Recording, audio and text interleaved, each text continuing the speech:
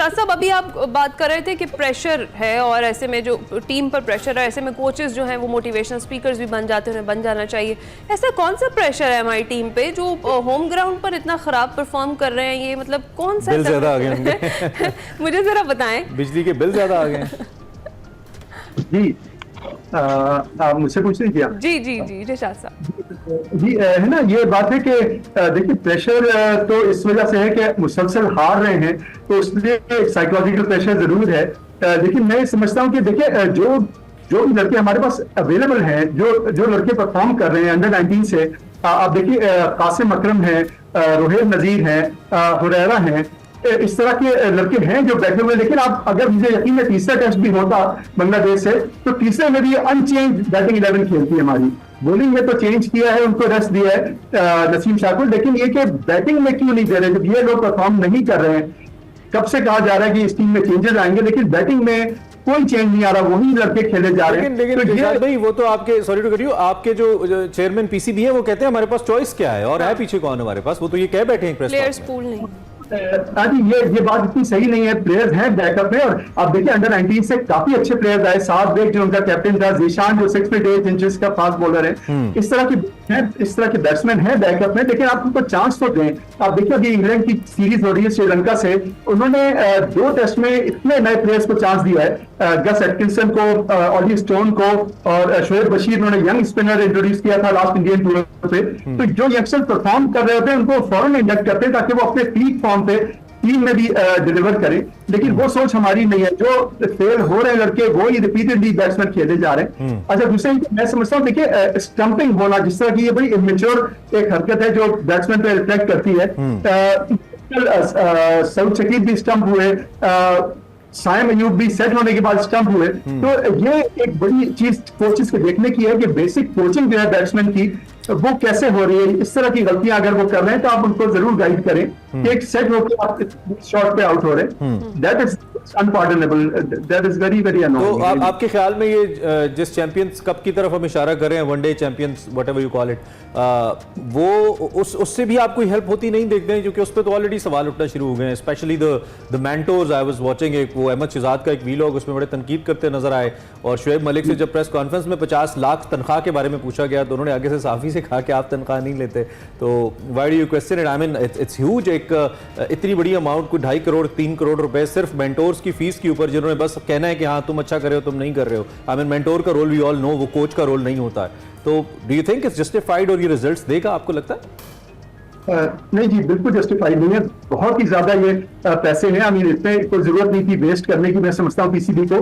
और दूसरा देखिए, जो एक बात कर रहे हैं नौसिन नकवी साहब के, हम आगे सिस्टम करेंगे, तो आप चैंपियंस कप आप करा रहे हैं, वनडे कप है, वंस अगेन वही मार धाड़ वाला क्रिकेट, और वो हमें नहीं चाहिए। हमें बेसिक टेक्निक्स प्लेयर की चाहिए, जहां वो 4 डे मैचेस में, 5 डे मैचेस में ज्यादा से ज्यादा टाइम स्पेंड करें कि इस पे उनकी टेक्निकल फॉल्ट्स दूर हो, बॉलर्स को ज्यादा ओवर्स करने की आदत पड़े। लेकिन आप चैंपियंस से एक वनडे टूर्नामेंट से आप ये होप लगा रहे हैं, जबकि आगे इंग्लैंड की टीम आ रही है 3 टेस्ट अंग्रेजी का पर्चा 10 टेस्ट मैचेस के लिए आप वनडे कप से होप लगा रहे हैं। I mean that is ridiculous, I think sir. सही है। अच्छा वैसे आपको क्या लगता है, जिस तरह से अभी रिशाद साहब बात कर रहे हैं कि आगे इंग्लैंड की टीम आ रही है, तो क्या तैयारी है हमारी? वो भी हम इसी तरह से ही खेलेंगे और यही परफॉर्मेंस रहेगी हमारी, या फिर कुछ सबक सीख लेगी हमारी टीम, या फिर सिलेक्टर्स जो है वो सीख लेंगे कुछ? थोड़ा सा मैं एक चीज शेयर भी करना चाहूँ। मैं भी पढ़ रहा था, second innings batting average in men's test since 2023, ये जितनी भी टीम्स है उसकी अपना कैलकुलेट कर रहा हूँ।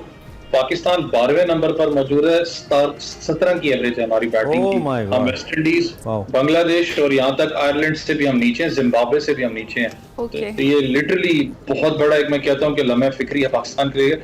और जो आपने टेस्ट सीरीज की बात की इंग्लैंड के खिलाफ, आपको पता है कि अगले महीने वो टेस्ट सीरीज स्टार्ट होनी है, पाकिस्तान में ही है इंपॉर्टेंट टेस्ट सीरीज।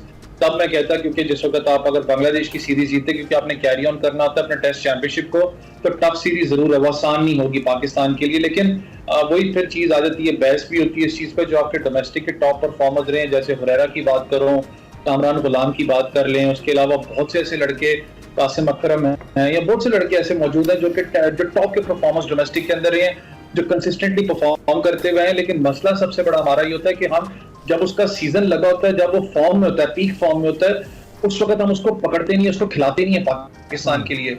जब वो 2 साल 3 साल 4 साल निकाल जाता है, थोड़ी बहुत उसकी फॉर्म नीचे गिरने लग पड़ती है, डिप करती है, स्कोर में करता हुआ है, लेकिन उसको तब उठाते हैं पाकिस्तान के लिए कि 1-2 मैचेस अगर वो बुरा खेलता है तो हम ही बैठ के क्रिटिसाइज करते हैं कि यार इसको कहां से उठा के ले आए, ये आप गलत करते हो लड़के के साथ। इब्रार की जैसे एग्जांपल मैं दूं, इब्रार ने ठीक है बॉलिंग बहुत अपना उनसे जो तवक्कुआ थी वो एक्सपेक्टेड नहीं कर सके, लेकिन उस बंदे की जो टेस्ट के अंदर विकेट्स हैं वो 50 के करीब हैं, उसने एवरेज बड़ी अच्छी मेंटेन की हुई है सीरीज के अंदर डोमेस्टिक में। आपने उस लड़के को 1 साल के लिए अपनी टेस्ट टीम में उठाया, 1 साल में मुझे बताएं कितने मैचेस आपने उसको टेस्ट के खिलाए हैं। कल जाके आपने उसको टेस्ट मैच खिलाया जब आपको डू एंड डाई सिचुएशन नजर आई है कि भाई ठीक है मरने वाले हैं, अब इसको आप ले आओ, तो दैट मींस कि ना खिलाया तो लोग कहेंगे देखा फिर स्पिनर नहीं खिलाया फिर हार गए, ये इस करके खिलाया, नियत यही थी ऐसा लगता है। लेकिन आप उसके ऊपर प्रेशर डालते हो ना, एक प्लेयर के अंदर ज़हन में एक बात आती है, इमरान भाई टेस्ट सीरीज से पहले कि यार मैं एक प्लेयर अपना स्पिनर इनके पास मौजूद हूं, दैट मींस कि मुझ पे ज्यादा बैंक ये तो हम as a team as a unit बात करें तो मैं यहाँ पे इससे पहले कि भूल जाऊं, मैं बांग्लादेश की टीम को बतौर क्रिकेट फैन बतौर क्रिकेट व्यूअर बहुत अप्रिशिएट करना चाहता हूँ। The kind of circumstances they came from, जिस तरह की सूरत हाल थी यार, मुझे तो ऐसा लगता था कि ये बिल्कुल कोलैप्स करेगी team, and the way they are playing, I mean they are proving themselves as a tigers, जिस तरीके से वो परफॉर्म कर रहे हैं, तो उनको अप्रिशिएट करना चाहिए। नंबर 2, जो इंडिविजुअल सीनियर्स की परफॉर्मेंस है वैस, उसके ऊपर आप क्या कहेंगे? I mean they are suppose to take the responsibility ना, दुनिया भर के अंदर जब टीमें नीचे जाती हैं तो 1-2 इंडिविजुअल्स ऐसे होते हैं जो टीम को लेके चलते हैं, टीम को कंधों पे, जैसे हम MS धोनी की एग्जांपल ले लेते हैं इंडिया के केस के अंदर, एक टफ टाइम था इंडियन टीम के ऊपर और वो लेके चले और उन्होंने कुछ हार्ड स्टैंड्स लिए प्लेयर्स को लेकर। तो कटिंग द स्टोरी शॉर्ट, हमारे सीनियर्स जो इस वक्त हो चुके हैं इंक्लूडिंग बाबर, रिजवान, शाहीन, हमारे कैप्टन भी उसमें शामिल हो जाते हैं, इनकी इंडिविजुअल परफॉर्मेंस भी तो इंतहाई मायूस कौन है, इस पे क्या कहेंगे आप? देखिए बांग्लादेश पे अगर मैं आना चाहूँ तो लिटरली हैट्स ऑफ है। अगर आपको थोड़ा सा जो उनके मामला चलते हुए आए हैं पता, तो बांग्लादेश के अंदर चाहे क्रिकेट की बात करें, गवर्नमेंट की बात करें, सिट हुआ, इसके अंदर एक चीज हमेशा याद रखिएगा, ये टीम को थोड़ा सा साइकोलॉजिकल एक करती है कि बड़ा बॉन्डिंग अपना क्रिएट कर देती है टीम के अंदर, ये कुदरती चीज है जैसे स्पोर्ट्स के अंदर होते हैं कि जो मामला चल रहे होते हैं बीच, लेकिन हैट्स ऑफ है आपके। अगर जो सीनियर कैंपेनर्स की बात करूं, बांग्लादेश में तो 2 ही मौजूद थे, मुशफिकुर रहीम और साकिब अल हसन, बाकी सारी की सारी टीम आपको पता है एज सच एक्सपीरियंस नहीं थी। बॉलिंग लाइनअप उतनी इतनी यंग थी, नहीद राना की बात कर लें, दूसरे बॉलर्स की बात कर लें, इतना उन्होंने पाकिस्तान की बैटिंग लाइनअप पे काम किया हुआ था कि इनके वीक लिंक्स क्या है। देखिए वही पिच थी ना, पाकिस्तानी बॉलर्स भी तो उसी विकेट पे बॉल करवाते हुए हैं जिसपे ये करते हैं।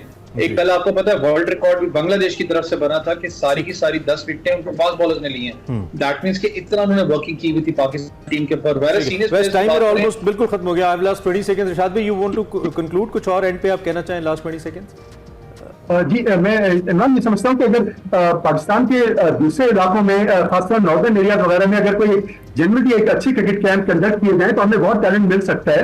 मुझे याद है अरसा पहले सरफराज नवाज और दो कादिर साहब ने कैंप सेटअप किया था, तो उसमें सरफराज साहब से बात हुई थी, उन्होंने कहा था 6.5 इंच के 7 फास्ट बॉलर हमने डिस्कवर किए थे, तो वो बॉलिंग 90 माइल्स एन आवर, लेकिन वो कहाँ गए? तो उनको जो ड्यूल करना है, आप पूरे पाकिस्तान में एक टैलेंट हंट करें जेन्युइनली। इरशाद साहब बहुत शुक्रिया, आपने बड़ी पते की बात की है। आप कह रहे हैं कि टैलेंट हंट पूरे पाकिस्तान में करना चाहिए ताकि कुछ नया टैलेंट सामने आए, और ये जो सूरत हाल हम देख रहे हैं और मायूस कुन सूरत हाल है, शायद ऐसी ना हो सके, नया जो टैलेंट है नए जोश से खेले।